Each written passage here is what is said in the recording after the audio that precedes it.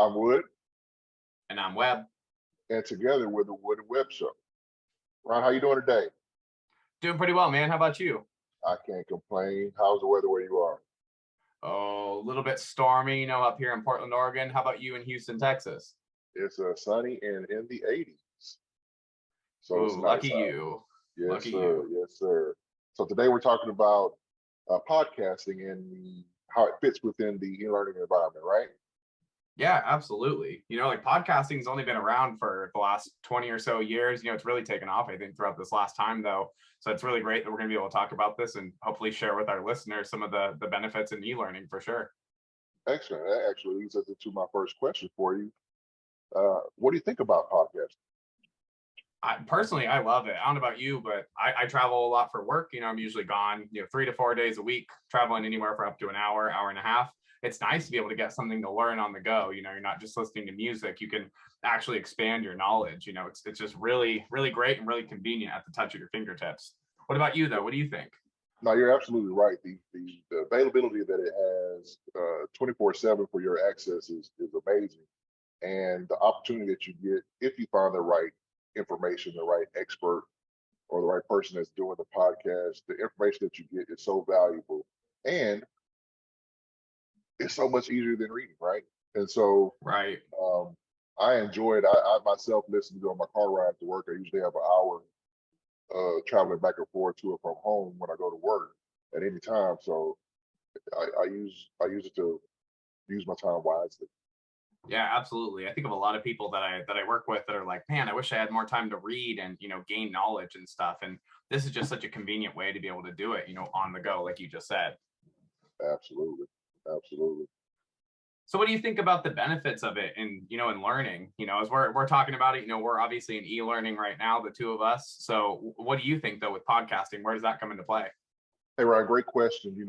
Podcasting, like you said, has only been around for a little bit, so I don't know if podcasting is being used in an e-learning environment as best as it could. However, we talked about uh, the ease of access that you can listen to at any time. So that gives the teacher or professor the ability to introduce the syllabus or the concept of the class at the very beginning of the semester, or even throughout the semester if they need to update.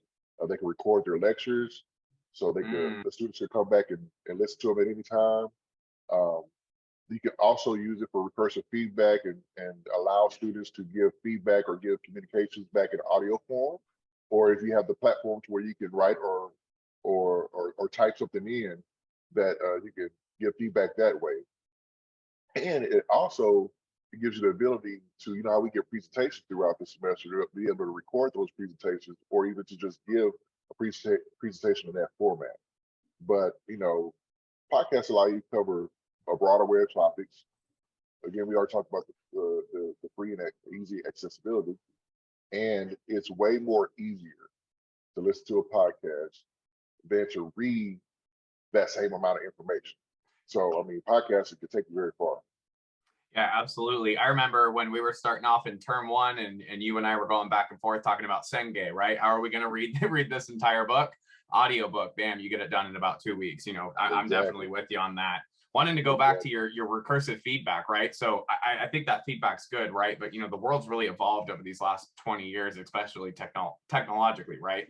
So you have all these people who can have access to leave comments and say whatever their opinion is and really kind of hide behind that screen. So I think it's just important when especially people like us or anyone else who's looking to go into podcasting, really analyze that feedback. Where is it coming from? And really just stay true to that audience. I think that's really who your target is, not the person that obviously disagrees with your topic. So that's something I think I'd recommend to our listeners for sure. Oh, I agree.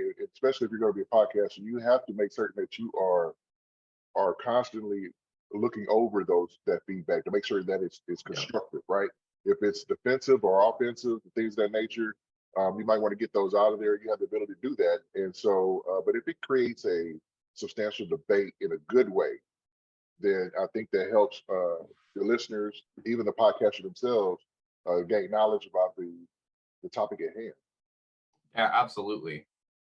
And Ryan, talk about benefits for the e-learning environment. Speaking about modalities, what do you think about the Mm. modalities of podcasting? Well, it's interesting, right? I think it used to start as just an audio, right? So it was just you were listening on the go, or maybe in your home while you're multitasking, cooking, cleaning, something like that. But now they're adding this whole video component. I don't know if it was really YouTube that drove a lot of this, or what that looked like, but you're getting this visual component as well now, where not necessarily it's you just watching the podcasters kind of like us. They might put a slide up and they're showing some figures or some statistics, and I think that just further advances the technology. I know we went over in e-learning that when you can combine modalities, right, using multimodal learning, it really helps enhance that learning. So I think this has just further evolved, podcasting in the right direction. You know what? I agree. As soon as you said talk about slides being added, I just Yeah. thought about it. When you're reading, sometimes you lose focus because you get lost in the words while you're reading, right? Same thing can happen. Yeah. The same thing can happen when you're listening to podcasts. You might get lost in your own world just from listening. But when you add that visual aspect to it, it keeps your focus, right? Right. And I think that's the benefit of having modalities is that it adds layers for the viewer.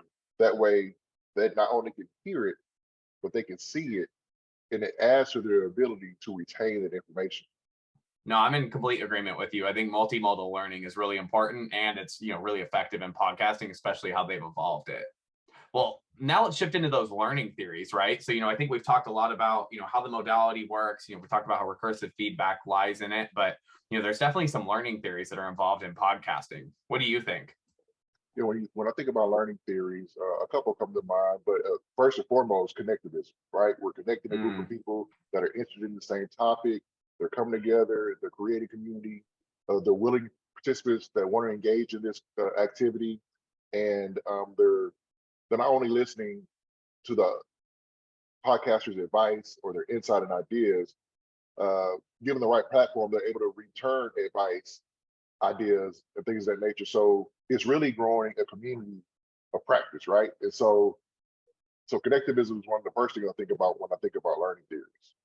no, Kirkwood, I'm right there with you on connectivism. Don't want to get too ahead of us, right? For community of practice, that's our next podcast episode. But no, I'm right there with you. I think it really is building that network of people. That sharing Right. of perspectives is just so critical. But as we're talking about perspectives, learned experiences, right? What about constructivist theory? What do you think there? Is that apply for us? Absolutely, absolutely.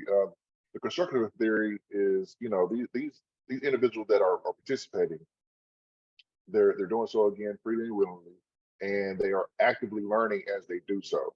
And so, again, given the right platform, they're able to ask questions, they're able to present ideas, and so it's a back and forth between the podcasters and their community, right? And so that's where the active learning comes in.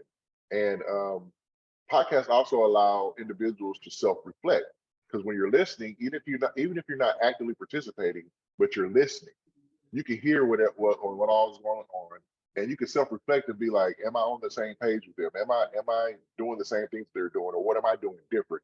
And so it allows listeners and viewers to gain a new perspective as well. Right. Yeah, I'm completely right there with you. I think it's just so important being able to get that feedback loop built, right? Like you were talking about recursive feedback earlier. I think if Right. that part's not in it, that's where that theory really lives and lies. I think so as long as that's built in there, and we're filtering out, of course, the sources and where we're getting that information from, but your audiences, your, whether it's other people, colleagues, peers, things like that, that's really what's going to mold you, I think, into that constructivist theory for sure in your podcast. Agreed. Agreed. So moving on into the social learning theory, I was reading what you sent me earlier, and this one just really intrigues me. Do you want to share with our listeners a little bit about that one? Yeah. So the social learning aspect, the podcasters, they participate, they listen, they interact, they contemplate the information that is being received. And this one is one of those trust but verify theories, right? And so if you hear something and you believe it, you research it on your own, or you just believe it on your own, and once you have done so, then you translate what you heard into your life. So you go use it out in the real world and use it out in real experiences. And then you have the ability to practice what you heard. So if it's a podcast on cooking and you listen to what they've said, and then you go into the kitchen and duplicate what you've heard, now you incorporated that social learning into the fray. Right. Yeah, that was the perspective I really didn't even think about. No, I didn't think about that incorporation of it like that. That's great. Great work. Wow, we've covered quite a lot in just a short bit of time, right? Today, talking about podcasting. I think Yes, we've really sir. covered how important podcasting is. Especially as we move forward in this new technological environment we got. That feedback loop is really important. We talked about obviously the use of multimodality in podcasting, which is very critical to what we do. Making sure it's a really good experience for the learner, and then just covering those learning theories. I think that's Right. important for us to know Right. really what that impact is of our teaching. And you hinted at community of practice. So for those of you listening out there, we are releasing our second audio podcast. It will be based on Yes, community sir. of practice. Yes, sir. We're going to be hosting that one out. That should be released shortly here on any podcasting forum that you listen to. All right, I'm Wood, And I'm Webb. and we'll see you soon. Absolutely. Have a good night, everyone.